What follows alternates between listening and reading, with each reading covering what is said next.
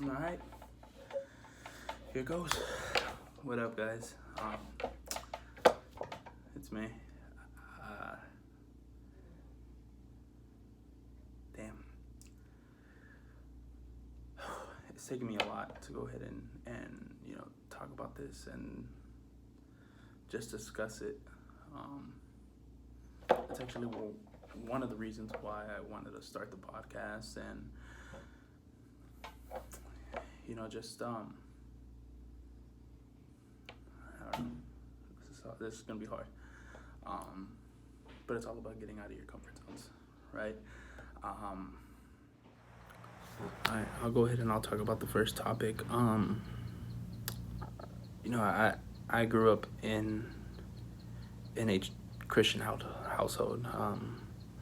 I grew up going to church Thursday, Friday, having Bible studies at the house as a little kid, and just waiting for the pan dulces. Um, that was the main thing that I remember, when my parents would have people over for Bible study and going to church on Sundays, and going with the youth, going to youth camps. That was my lifestyle when I was young. The Vaya family was well known at church. So that's what I grew up in. And there was a point when I was, let's just say 8 to 12, when I was 8 to 12, 7 to 12, around there. My family had to make a decision, and I started playing travel ball. I started playing baseball on the weekends and stuff, and my parents sacrificed a lot. My dad was my coach. My mom was the team manager, team mom. So from that time period, from when I was 7 to the age of 11, 12 years old, actually it's 7 to 12, I was not going to church. My family stopped going to church. Only time we would go was when I didn't have a tournament, because that's when I was, at that time, I was playing football, I was playing basketball, I was playing baseball, all around, so between 7 and 12, I just wasn't going. And then what actually made me start going again was my cousin, Neftali, we call him Tali in the family. He reached out to me and he said, hey, we have a youth camp coming up. I think it would be very beneficial for you to go. And I didn't have anything going on. I was actually going into my sophomore year in high school. So I did my freshman year. This was during the summer of my sophomore year. And he said, hey, I think it would be great for you to come. I've been missing you coming on church, and your family as well. So I was just like, all right, mom, we'll go. So me and my little sister went, and it changed my life for the better. At that point, right, this is when people are starting to figure out who they are, right? High school changes a lot of people. People start hanging around some people that they weren't accustomed to, and they start acting differently. So for me, during that time, after freshman year, going into sophomore year, I went, and it was amazing, right? It was amazing. I want to shout out Thudi. I always had love and passion for Thudi, brother Joel, Cindy, Ruth, just all of them in general, right? It changed my life, and I thank my cousin Neftali for it. If it wasn't for him reaching out and telling me and asking me, hey, to come, I don't think I would have ever been baptized. That same time, I got baptized, and it was amazing, because that was when my cousin Gacho, my cousin Neftali, we all got baptized at the same day, and it was amazing. So that's something that I would never forget. I would cherish that forever. So we did that. We went into I did that going in high school, and then all of a sudden, for those of you guys that know me, I don't speak Spanish very well. I can understand it more than I can speak it. I can get away, and I can I can maneuver my way into conversations and all that, but keeping a conversation is difficult for me. I tell this joke all the time that I spoke more Spanish when I was in Kentucky than I do when I'm actually here at home. So, but I don't know. So that church for me, it was all Spanish, and it didn't hit. It didn't hit home for me, and I told my parents that, and I told my mom and my dad, and they go, okay, I think it's time to find a new church, and we found a new church. I'm not gonna name it, but we went. It was amazing. I'm an outgoing guy. I'm extroverted. I just love music. I love the hype. I love the energy, right? And the first time I ever went to that church, it was unbelievable. Like, having one of the top choirs in California, it was pretty cool, right? It was something that I was not accustomed to seeing, just the energy, right? So I went again. My cousin Neftali went before me. Also, other people that were at the church that I grew up in, they went over there as well. And I just wanted to go and check it out for myself, and I liked it. My parents liked it, so it just felt right. And this was right before I got into freshman year in college, right? So right before I got into freshman year in college, and I went. Amazing. I bought in. I was there Tuesdays. I was there Thursdays. I was there Fridays, right? I was there Sundays. And I was bought in 100%. And I built some great relationships. It was great.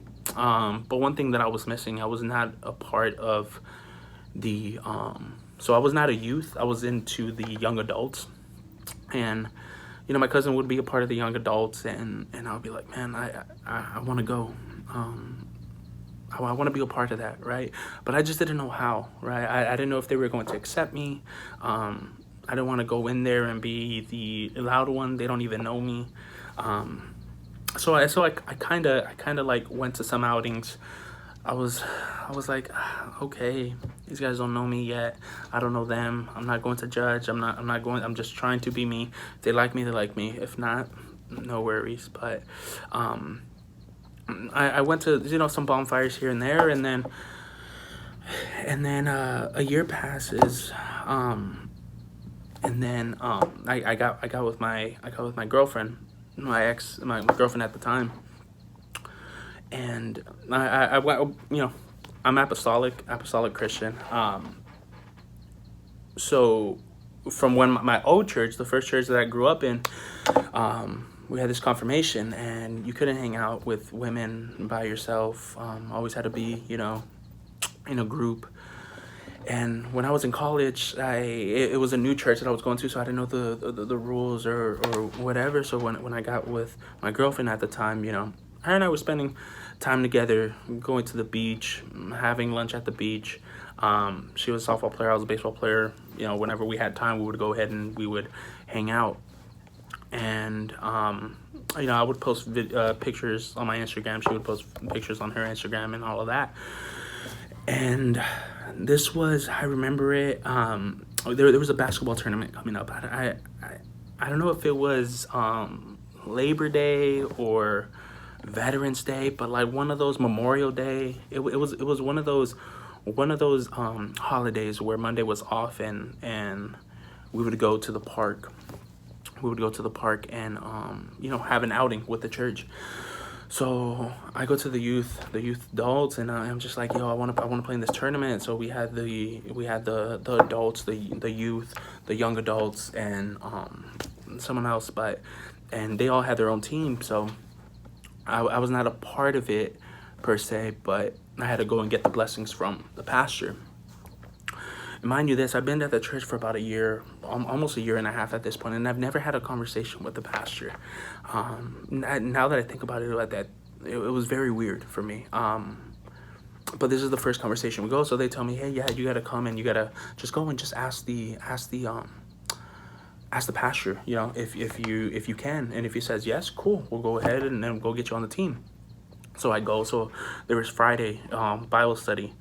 So I go. It starts at 7. So I go there before. I go like maybe around 6 o'clock, we go and we have this conversation. Hey, I just want to talk to you.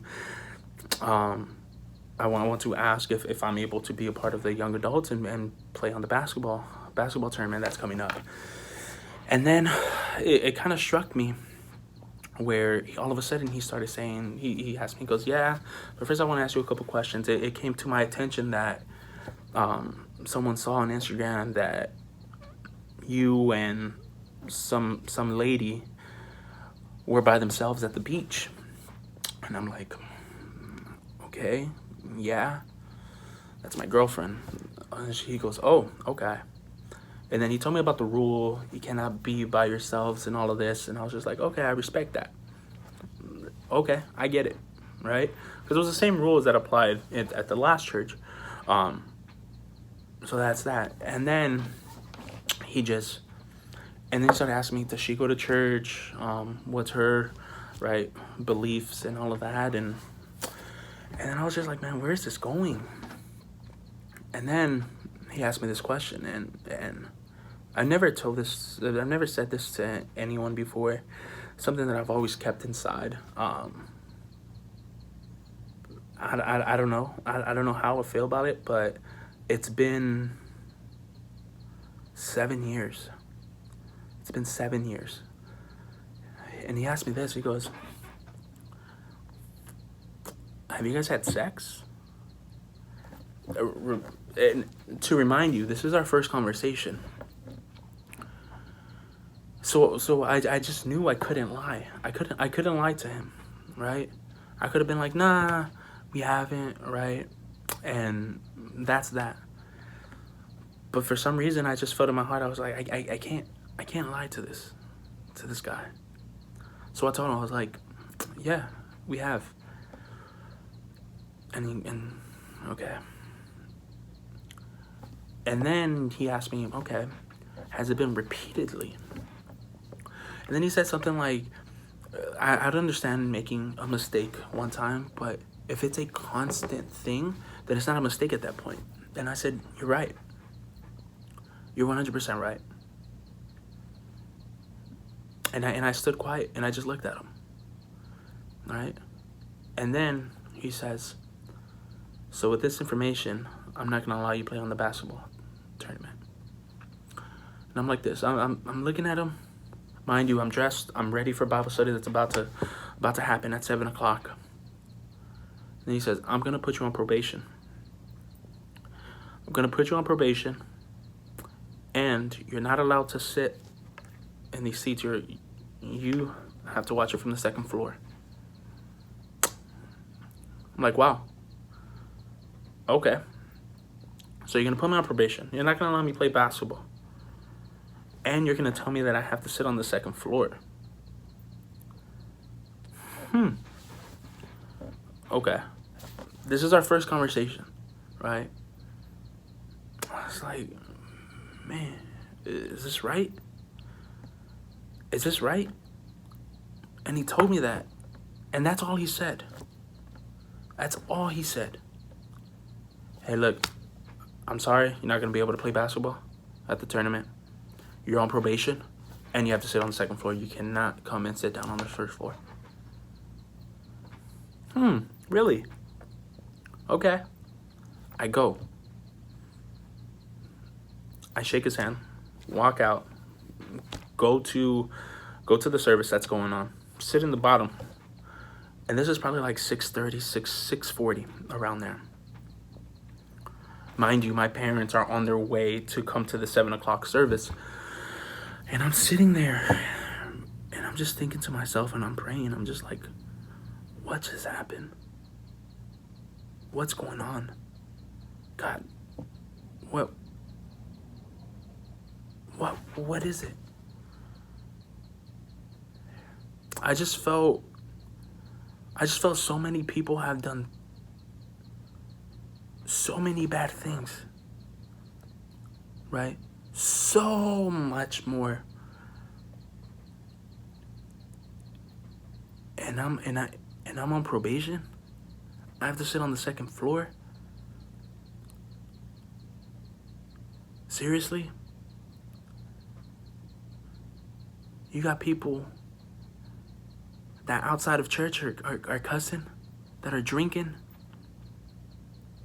taking drugs, all of this. And at the time, I'll tell you that, at the time, I didn't drink. I didn't go to parties. I didn't cuss. People would look at me weird because I said fudge. Fudge. People would call me on my baseball team, Team Tebow. I would put Bible verses on my eye black. And this is the conversation the pastor's going to have with me? Really? That's fine. After that day, I sat down and I took a deep breath and I was like, okay, this is not the church for me. This is not it. Walked out, drove back home. 7:10 passes by. And my parents are texting me. Where are you at? So my parents are texting me, where you at? What happened? Calling me. They're at church. I'm at home. I didn't know what to do. But I'll tell you this. Since that day, I haven't stepped in a church in California.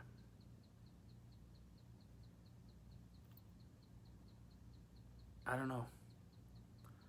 It just hasn't been the same. Maybe it's me, right? I prayed about it. I don't know. I honestly don't. And now I look back on it and I just think to myself, why? That had to happen for a reason. That had to happen. The pastor gave me a choice. He said, you either pick your girlfriend or you pick us.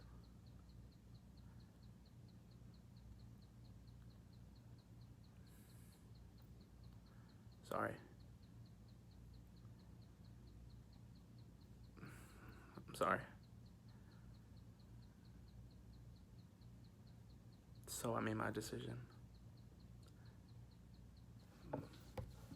4 months later, I go to a private Christian college. It had to happen for a reason. This had to happen for a reason, right? And now when people ask me, hey, what church do you go to? I don't know what to say. Hey, I don't go to church. There's a lot of people that feel judged, and that's not what church is about. But it's the truth. I'm being 100% real with you guys right now. These words that I'm speaking with you guys has never been spoken with anybody else. But it's the truth.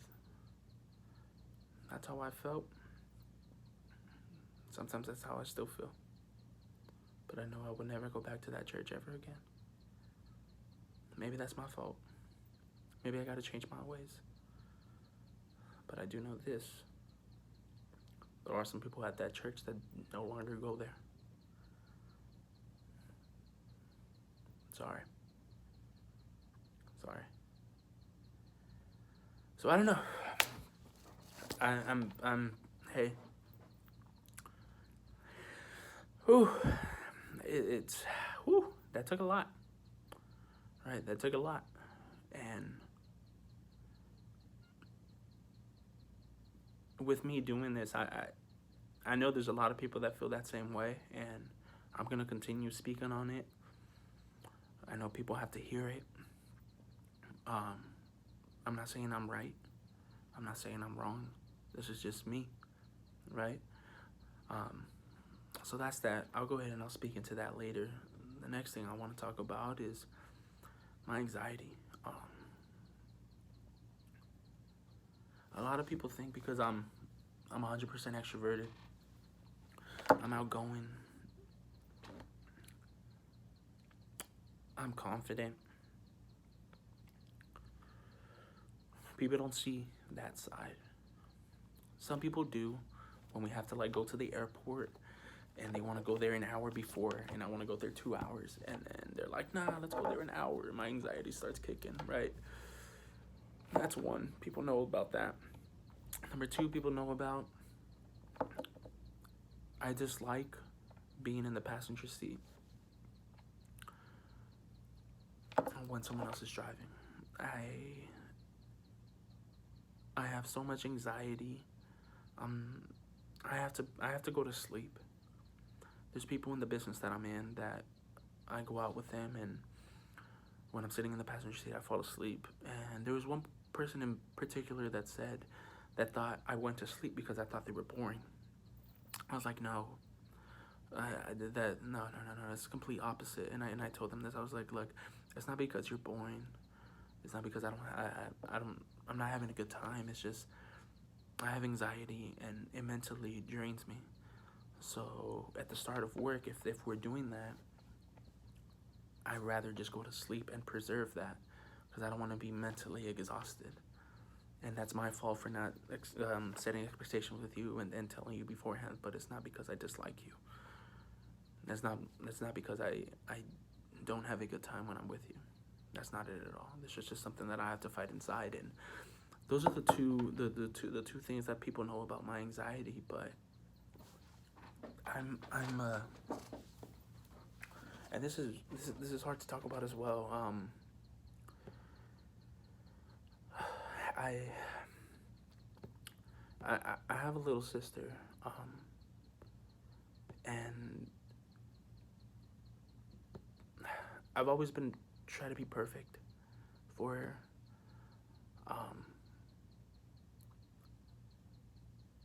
Just having that anxiety and making sure that I'm doing my best so that she can see what I'm doing and be like, you know what, he's going to make it. She's one of the reasons why I do what I do. She doesn't know that because I'm also terrible at expressing how I feel. After my last relationship, I've just been terrible on how to express how I feel. I bottle everything in, and that also comes with anxiety as well. I don't know who to let in anymore. I don't. My circle is so small. There's people that text me. I'm a terrible texter. And that's things that I have to work on. Right? But going back to the anxiety, it's I don't take any pills for it. There's times that people text me, call me to go out. I don't want to be around people. I don't know. The reason why I'm doing this is because I know people out there that have been through what I'm going through. And I hope, and this is just me reaching out just to see if I can network with them. Because I know there's going to people that are going through the same thing, but just haven't expressed it. Right? And I say this in the business a lot to our guys. It's people that think about the past, they're depressed. People that think about the future have anxiety, they're anxious. And that's 100% me. I think about the future way too much. Way too much. That sometimes gets me in trouble with the present. Right? I've always been a believer if it's going to happen when the time's right. It's destiny, right? But I always think about the future and how nice it's going to be. Or I always think about the future. Hey, what about this? Wait, what about that? And that's just my thing. I always feel like something bad's going to happen. Like if stuff's been going right this whole time, something bad is going to happen. I know I'm not supposed to be feeling like that. And I've been working on it. And I'll say this, with this quarantine happening, this lockdown, it's been a blessing, man. It's been a blessing. My mind's been at ease. My mind's been at ease. I'm actually getting the opportunity to talk to my parents more. Having Sunday dinner, even having dinner with them. It's amazing, right? People say this quarantine, it's oh man, what's happening? I am loving it. I am enjoying every single bit of it. I'm enjoying it because it allows me to realign myself. I was so far like this that I had no idea which way I was going. No idea. But I always knew, and that's where my anxiety kicked in as well. I didn't know where I was going, but I know that this is where I wanted to go. I just had no idea how to get there. No idea. But again, it's going to happen when it happens. I gotta change that. I got to. That's on me. But dealing with my anxiety, if I had the answer, I would be doing it. Right now, I've been a devotion plan, just reading on anxiety, right, and just reading the passage.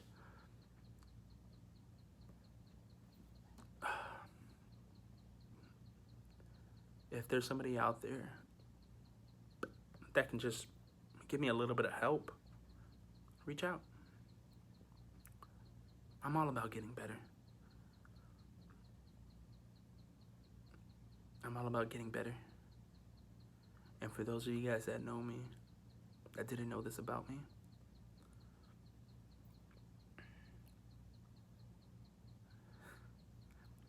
yeah, I suffer from this. I suffer from this hard. I don't show it. I don't. My parents don't even know this. Shoot, my sister on Sunday, I told my sister on Sunday about this. And the look on her eyes and the tone in her voice, I still remember it. Shoot, really? I never knew. And I was like, Jess, of course you didn't. This is something I'm not gonna show to you guys. I'm not gonna show my weaknesses. I'm not. That's not what my parents raised me on. But my parents did raise me on expressing myself. And that's why I did what I did at church. And that's what I'm doing now. Things happen for a reason. There's a reason why I have anxiety. There's so much. But maybe I have anxiety to do this and reach out to more people. I just thank God that it's not at the point where I need medication or I have anxiety, panic attacks. I'm glad it's not at that level. I think because I work on my mental state so much, I will not allow myself to get to that point. But I'll tell you this, it has gone to the point where I'm just sitting in my room and just thinking about life. And just thinking about, is this for me?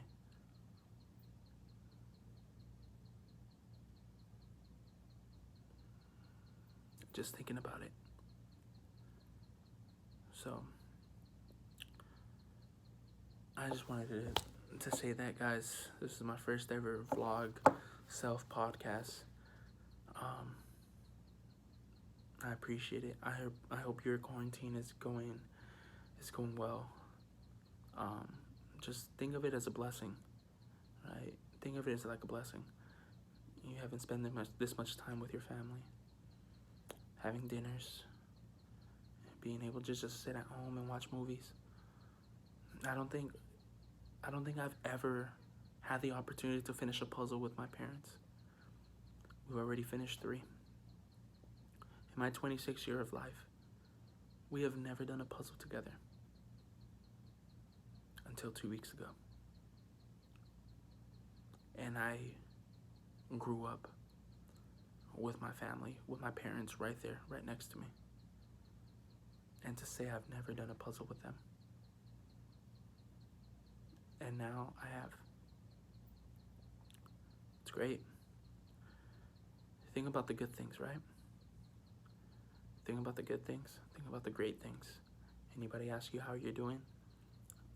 I'm doing amazing. I'm doing amazing. Because if we make things bigger than what it is, there's always somebody out there that has it worse. There's someone right now that has way more anxiety than I do. There's someone right now that is so scarred from the church that they went to growing up that they can never step foot in another church again.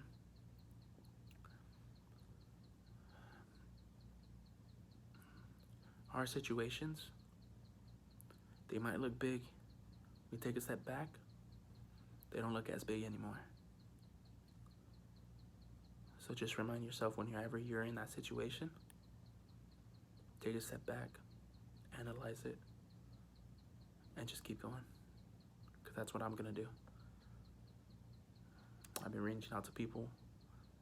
Hey, do you guys have any Bible studies on Zoom? I want to be a part of it again. I want to be an amazing leader.